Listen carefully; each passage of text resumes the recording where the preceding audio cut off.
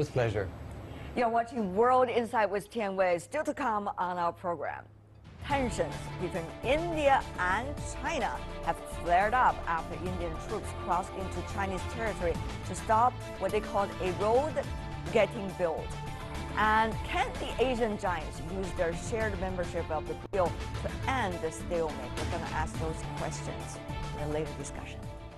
And now let's turn to Doklam in Tibet, China, where Chinese troops and a group of Indian soldiers have been at the stalemate for around 20 days.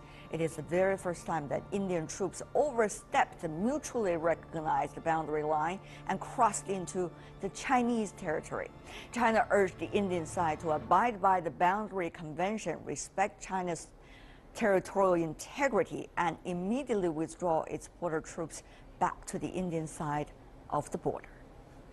Defending the sovereignty. Chinese Foreign Ministry on Monday described Indian troops' recent border crossing into Chinese territory as very serious. The current situation is totally different from previous confrontations between the two countries' border troops, which happened at an undefined China-Indian boundary. Indian border troops overstepped the mutually recognized boundary line and crossed into Chinese territory. This move is a violation of the 1890 Convention, as well as the basic norms of the UN Charter and international laws. The violation is very serious. The standoff took place on June 16th, when Indian troops approached a Chinese army unit and tried to stop them from building a road in the Doklam area near the Indian state of Sikkim. The Sikkim part of the border was settled in the convention between China and Britain in 1890. The convention has been upheld by previous Indian governments and was reaffirmed by the former Indian Prime Minister Jawaharlal. In a letter to then Chinese Premier Zhou Enlai on March 22, 1959, Nehru said the border of India's protectorate, Sikkim, and China's Tibet was defined by the 1890 Convention and marked by both sides on the ground in 1895. In another letter from Nehru to Zhou on September 26 the same year, Nehru repeated the statement, adding no dispute regarding the border between Sikkim and Tibet. From all the above, India's current move runs counter to its consistent position. On Tuesday, Chinese ambassador to India, Luo Jiahui, expressed deep concern over the standoff. In an interview with the Press Trust of India, Luo said Indian troops need to unconditionally pull back to their side of the boundary. He stressed that both sides need to seek a peaceful solution to maintain tranquility in the border area. The crossing happened just ahead of Indian Prime Minister Narendra Modi's visit to the United States. Some say the move is to show the U.S. that India has the power to contain China. Also last month, India officially joined the Shanghai Cooperation Organization. Bilateral ties between China and India have never been more complicated. For more discussion about that dispute and border tension in Beijing, we have two panelists joining us here. Yang Xiyu, Senior Research Fellow at the China Institute of International Studies. Also with us, Professor Wang Yiwei, stay with us from Renmin University. Joining us in New Delhi in India, we have Professor Madham Lalapat, who is Director of the Geopolitics and International Relations Department at Manipur University. Gentlemen, I want to welcome the three of you to our program.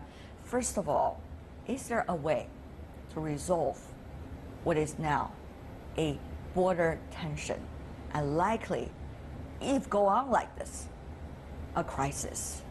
Let's have Professor Nalapat first from the Indian side. Well, I'd like to point out that the entire border between India and China should be mutually agreed and delineated. And certainly, India would very much like to see this happen. Now, we have had situations in which we have said the Chinese troops have been crossing into Indian territory.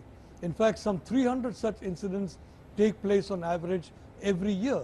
So all this is a consequence of the fact that we don't really have a sharply defined border. And of course, we've been talking about Nehru. Nehru sent many letters to Mr. Zhou Enlai, and in several of those letters, he claimed a large part of territories which are today regarded by China as Chinese territory. So I think, frankly, Nehru sent a lot of letters, and if we are to accept one letter, then it's difficult to understand why another letter is not accepted. My point is very simple. These are two big mature countries. They need to sit down and work out a mutually acceptable border. After all these decades, it's very surprising this has not happened. Okay. Mr. Yang, you want to respond to your Indian counterpart's view? Well, I'm afraid I totally disagree with our Indian friends' argument, because the legal documents between countries, especially based on the convention signed by Chinese government and the British government more than 100 years ago, should be the legal base for all the border solution or settlement. While if you say some letter could be legal, some useful, some letters or documents are not useful, that will be that will make the international order norms in chaos, especially in China-Indian disputes on the boundary. I'm not sure whether all of you, any one of you, have read through all of the letters through both sides. So before we make a statement